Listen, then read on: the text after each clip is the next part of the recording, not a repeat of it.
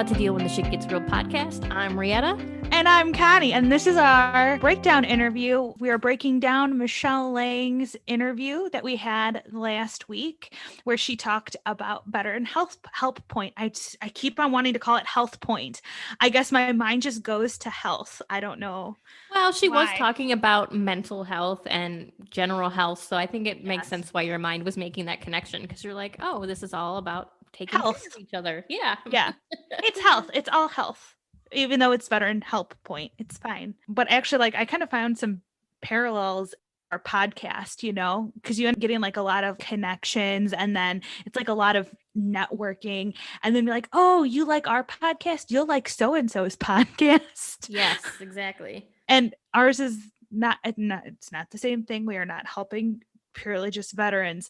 Ours is just a general. So what are you going through, and what advice do you have for people out there? But in a way, our podcast is a resource, kind of. It can be a resource to other people. I feel like our podcast too is a good reminder that there are good people out there, people that will help you even if they don't know you, just like what she's doing. You know, she's meeting all these people and connecting all these people and helping all these people that she doesn't even know, which is incredible. Mm-hmm. And it's sometimes like ours is just a little bit different also, because I feel like sometimes we're therapy.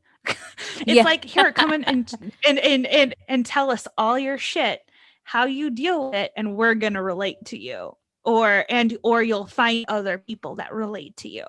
Yes. And we'll get other people, oh, you've had trouble like veterans.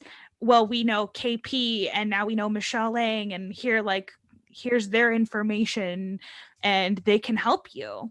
Yeah, exactly. You know, now we've become a resource. Our minds. We have become a resource, and we've become a resource for a lot of other people. You know, we wouldn't have met Michelle without KP. I wouldn't have met KP if I never got on Clubhouse, which I don't even know if Clubhouse is even a thing anymore. Did Clubhouse fall off the face of the planet Earth? Who knows? But I mean, I never would have met KP. The app is still on my phone. I don't think anybody uses it anymore. Guys, let us know. Does anybody use Clubhouse anymore? Is it just LinkedIn and TikTok and all that? Speaking of last TikTok, time I went on, it was a lot of like marriage stuff, and I was like, or like, it became like a dating app. But when I went on there, I was like, why is all this dating stuff coming up? This is weird. So that's why it fell off the face of the planet. But like I said, speaking of TikTok, lovely Connie has made a TikTok for our podcast. So if you feel like watching and seeing our beautiful faces more instead of just listening to us, you can find some stuff on on TikTok. I don't want to see my face. That's all.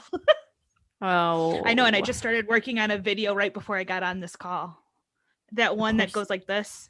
Yep. Oh, yeah. There you go. Good. See, it's forcing us to be creative. If there's anything you guys want to see from either interviews or TikTok, let us know. We'll try our best to do it. Keep in mind, we're older. Apparently,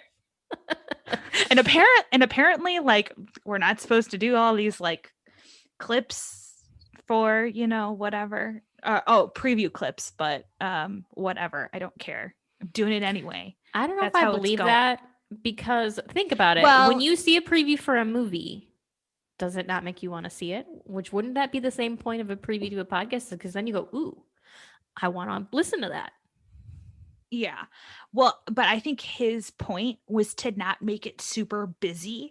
Like, you know, people who have like their screens that they're recording, and then they have their logo, and then they have the captioning on it, and then they have those sound waves on it. It's so like just too much happening. Yeah, don't make it too busy. People are just going to keep scrolling, which I don't think that that's a problem with ours.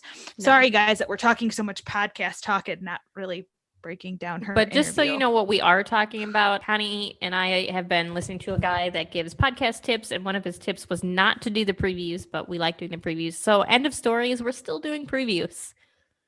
Yes, but we have changed some things because of this podcast, aka this breakdown that we're doing.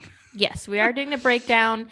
And as Michelle said, if you want to volunteer to help her out, because she needs all sorts of help, or if you just want to make a donation, the link to Veteran Help Point will be in the link for both this show and the previous show. And then, like she also said, you can connect with her on Instagram.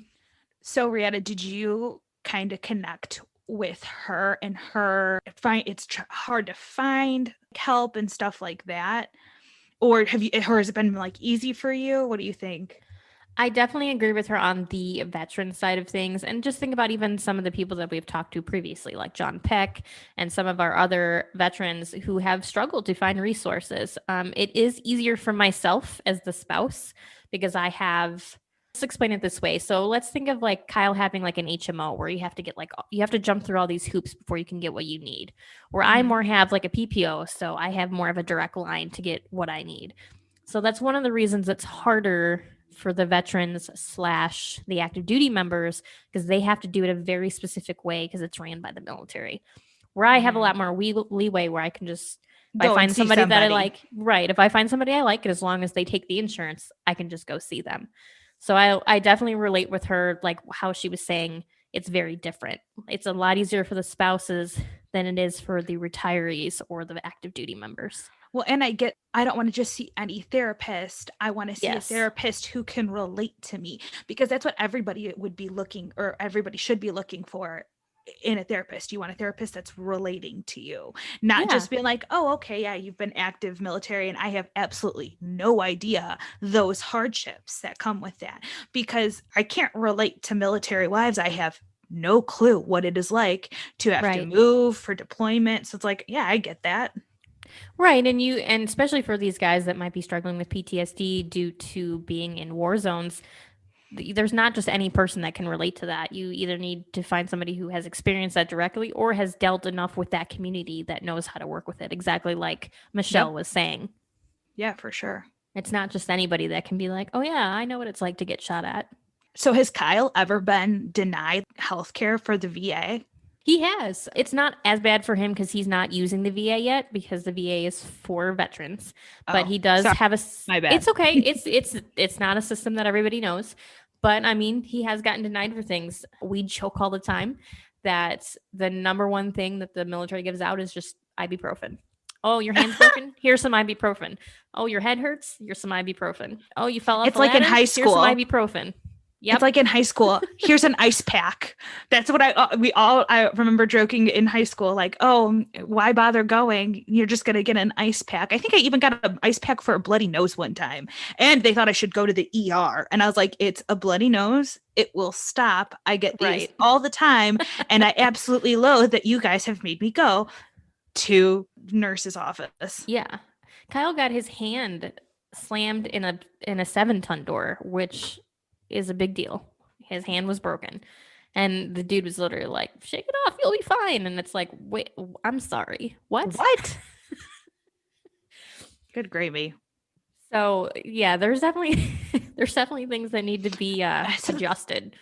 so then how did he was he able to get it fixed? I'm assuming so. His hand is just broken still. It ended up not being super bad, luckily, but it never got reset. Like you can see his one finger, like his one finger does not. I mean, it doesn't look. It's not totally like It's like popped up disgusting, or but whatever. it's misshapen, because it never. And he's got a dent in his hand, like it was never Maybe set properly. maybe one day it'll get fixed. It also didn't help that they were on deployment. They were deployed, and they do have Oh. corpsmen, which for people that are not familiar with corpsmen, it is essentially kind of like a doctor that runs around with them. But of course, they're going to have limited resources. And again, it just here's some ibuprofen. You'll be okay. Buckle up, Buttercup.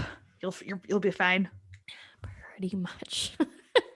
I don't know if John told a story when he came on. I think it actually happened to him after. John's wheelchair book. So John was our very first guest way back in the beginning.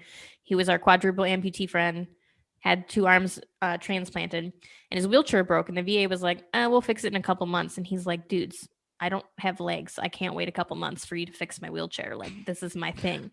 Oh my And God. we literally had to blow it up on Facebook. Like it went viral on Facebook for the VA to be like, "Okay, please take the post down. We'll fix it." Like that shouldn't be a thing. That's insane. Yeah. Because I could only imagine if that happened with Mitch. Oh my God. The hell that his wife would rain down would be astronomical, let's Well, it say. shouldn't happen to anybody. They're not Yeah. asking for anything that is They're trying above. to live normally, and the Right. wheelchair gets them to live as normal of a life as they can. Right. They're not asking for anything above their needs. They're asking most of the time, just for the bare basics.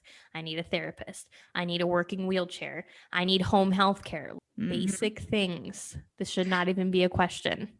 Honestly, it's like you need a veteran help point for everybody, For everyday everybody. life. Yeah. I haven't gotten yet a therapist because I have no idea the way my health insurance is like it's all kind of like broken down. It's like your regular health insurance, dental, vision, and then they tacked on the mental health thing. But I don't know how it works, and I'm on maternity leave, so I have not yet to figure that out. And they just changed it, and I know you get like 12 free sessions. Like you're able to get a free one a month before you have to use insurance and you do the copay. But it's Mhm. like, do I just call this number? And Well, they that's a stick great me with question. they stick me with a random person. Like, how does this exactly work? So that's actually a great question. And because I work with insurance regularly, I'll give you the best answer I can because why not? And then it'll maybe help other people. So if you are ever confused, it is the best to call your insurance. And they will usually, what they should do is give you a list of people that is under their umbrella that they accept their insurance. You tell them where you live and they'll go, okay, here's Dr. Smith, Dr. Sam, Dr. whatever. And they'll give you a list of 5 or 6 people and you can See, pick whoever. See, and I have that too under my regular health insurance, but they like added this new, basically like a subscription to therapy. Oh, interesting.